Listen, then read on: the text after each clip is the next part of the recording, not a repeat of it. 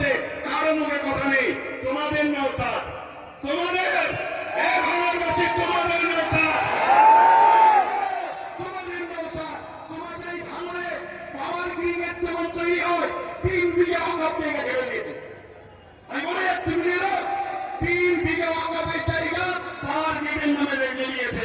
পাওয়ার গ্রিডের প্রয়োজন আছে না নাই ভাঙড়বাসী জানে, ও বিষয়ে যাচ্ছি না। আরো জায়গা আছে তো, কিন্তু অকাপ রেখে কেন? কথা বুঝে আসছে? আমি একটা ছোট্ট কথা বলবো, অনেকে বলতে পারে নওশাদ কি করলো।